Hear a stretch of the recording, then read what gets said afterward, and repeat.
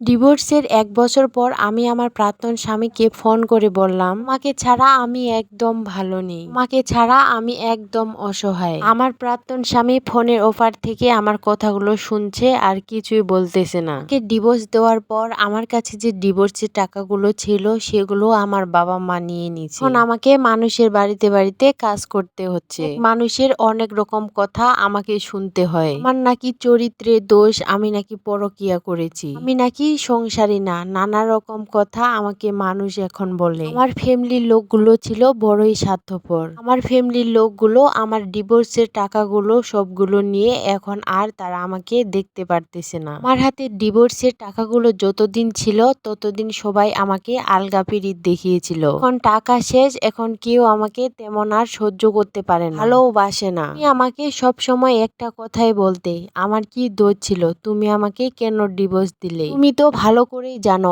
আমার চরিত্রে কোনো দাগ ছিল না, কেন আমি তোমাকে ডিভোর্স দিলাম? তো তোমাকে ডিভোর্স দেওয়ার আমার মেইন কারণ হচ্ছে আমার বাবা মা। আমি বেশি একটু মা বাবার ভক্ত ছিলাম। আমার মা বাবা আমাকে যেটাই বলতো আমিও সেটাই করতাম। আসলে সত্যি বলতে কি জানো, আমার বাবা মা প্রথম থেকে চেয়েছিল আমি যেন জয়েন্ট ফ্যামিলিতে না থাকি। তোমাদের পরিবারটা তো বড্ড জয়েন্ট ফ্যামিলি ছিল, আমার স্বামীকে নিয়ে আমি যেন আলাদা থাকি, আমার বাবা মাকে কিছু কিছু টাকা পয়সা দিতে পারবো, আর আমিও সেটা চেয়েছিলাম। এর জন্য আমি তোমার পরিবারে সব সময় অশান্তি করতাম, আমাকে দেখতে পারতাম না আর কথায় কথায় ঝগড়া বাঁধিয়ে দিতাম। আমার মা বাবার জন্যই আমি তোমাকে ডিভোর্স দিয়েছি। আমার মা বাবা আমাকে সব সময় বলতো, চল তুই আমাদের সাথে চল, এর থেকে তোকে ভালো ছেলের সাথে বিয়ে দিব। তো আর আমিও লোভে পড়ে গিয়েছিলাম, আর এই লোভে পড়ে আমি আমার সোনার সংসারটাকে নষ্ট করে দিলাম। আমার মা এখন নিজেই আফসোস করি, কেন যে তোকে আমরা ডিভোর্স করে নিয়ে আসলাম। শ্বশুর শাশুড়ি সবাই ভালো ছিল,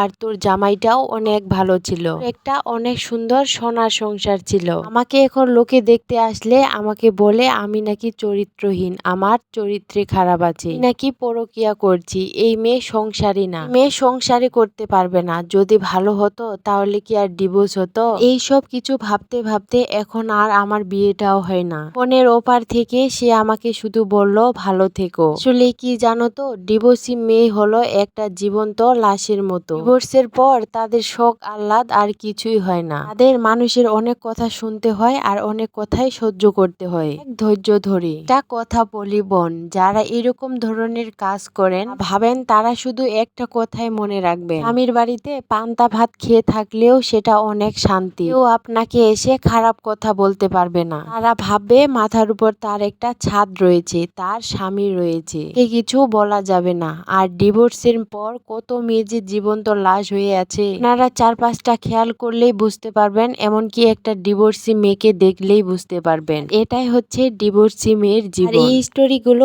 অনেকে আমার জীবনের সাথে মিলিয়ে থাকেন। এগুলো আমার জীবনের স্টোরি না, এগুলো হচ্ছে একটা আপুর জীবনের গল্প। আর এই গল্পটা শুনে আপনাদেরকে কেমন লাগলো অবশ্যই আমাকে কমেন্ট বক্সে কমেন্ট করে জানাবেন। এরকম ধরনের কোনো ঘটনা যদি আপনার জীবনের সাথে ঘটে থাকে তাহলে অবশ্যই আমার সাথে শেয়ার করতে পারেন। তো আজকের মতো আমি এখানেই বিদায় নিচ্ছি। সবাই ভালো থাকেন, সুস্থ থাকেন, টাটা, বাই বাই।